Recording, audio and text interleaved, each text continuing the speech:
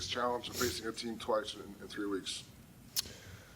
Man, I think just finding obviously what had happened in the last game and what adjustments you can make, but also we just played them 2 weeks ago. So looking back at the other game plan as well and having it sort of fresh in your mind and picking it up where you left off and obviously making some changes where you need to. But it feels like we just played them. So they were obviously effective against you.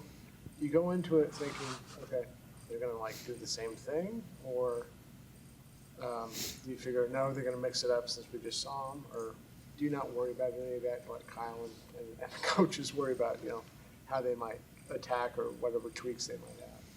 Yeah, obviously we look at the last game that's most recent, 2 weeks ago, and then you still got to look at, the whole season and, how they played just in general and who they are as a defense and stuff. But obviously Kyle and the coaches do a great job with understanding, where we weren't great, where we were good, and what we can continue to be good at and build on those kind of things. But, they do a good job with that. Like Kyle's done it, year after year where we've played teams pretty quickly, like a quick turnaround, and has made some pretty good adjustments and stuff. But at the end of the day, too, you got to go out and execute and play a physical game, man, and execute on third down, stay on the field.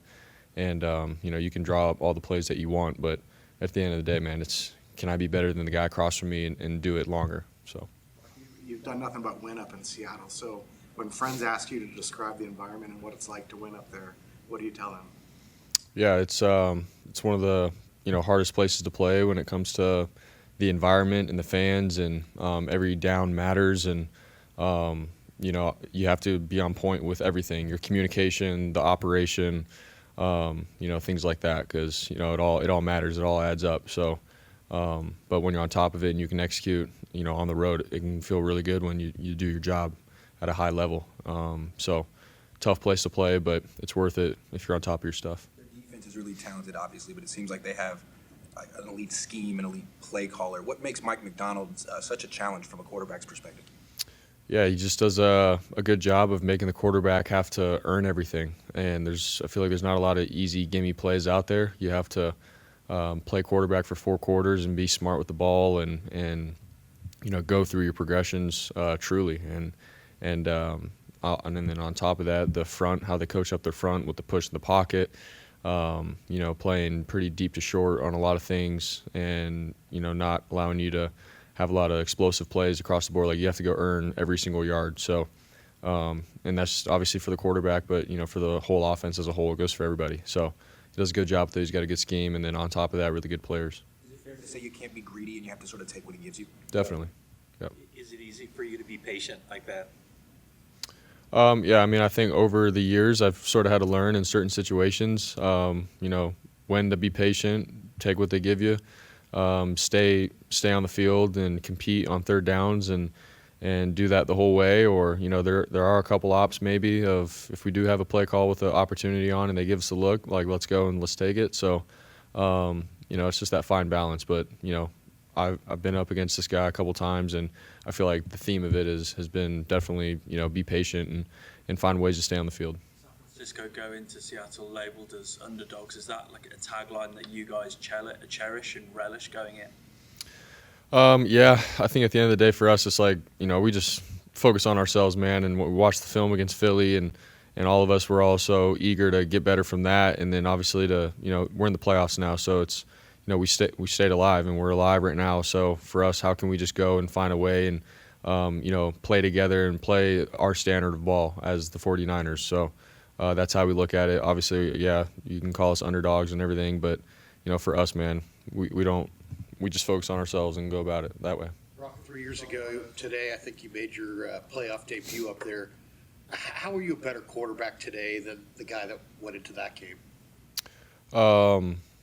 Sorry, you threw me off because my first playoff debut was 3 years ago. I think today was your game in Seattle, first playoff game here at home. But yes, sorry. How are you a better player than that player? Yeah, man, I just think, the system, how Kyle calls plays, what I need to do as a quarterback for 4 quarters. I just feel like I have a better grasp of that. My rookie year was sort of just, I got thrown out there and I knew the plays and everything, yes, but man, I was just sort of just playing. And sometimes wishing, like looking back and watching the film, like, man, I got to be smart in some situational football moments. And, I feel like now, 3 years later, I just feel better in that regard. So, but it's never easy. I'll say, like, it's the NFL. New guys come in, there's new scheme, there's new coaching, you name it. You have to find ways to adapt and be at your best every Sunday. And nothing's ever given to you just because you had success the last week or years past. So that's something that I've also sort of had to wrap my mind around mentally.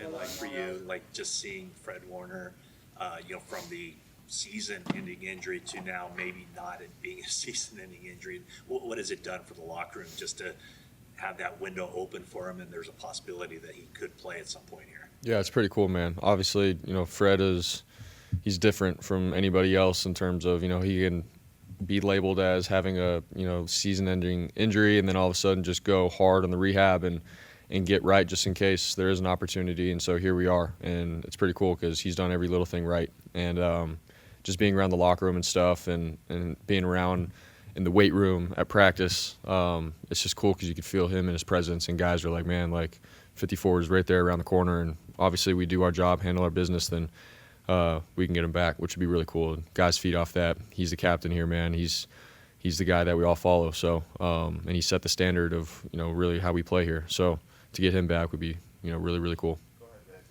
Yeah, what makes the He-Man Warrior such a tough guy to go against and plan for? I'm sorry, can you say that again? What makes He-Man Warrior, I know it's number 3, such a tough guy to go against and plan for in these kind of games? Yeah, obviously, like, he's a young, talented, flies around kind of player. He got length.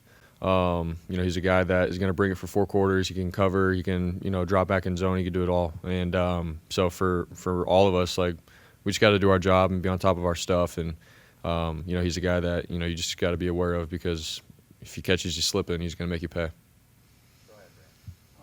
Your first road start was in Seattle, and I guess when you think about, and it's not like you were intimidated or anything by that environment, but when you look at that, being in that environment, and you've gone through so much, I mean, is it more like you embrace that kind of like the hostility now more so than maybe you did as a rookie?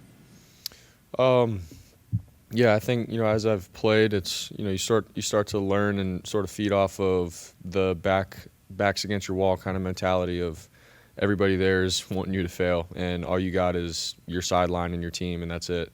And obviously some of the faithful that travel and stuff, which is great, but it's almost this mentality of like, everybody's out against us, and we got to defend ourselves and fight. And so, I don't know, it's been a thing that I sort of learned that, as I've played, I really do like it. So, and I know a lot of guys in the locker room do. Everybody, if you're in the NFL as a competitor, man, like, you're gonna love that challenge. So, that's the good thing about it. But at the end of the day, like I said, you got to go execute every single play, every single down, and then look up at the end and see what happens.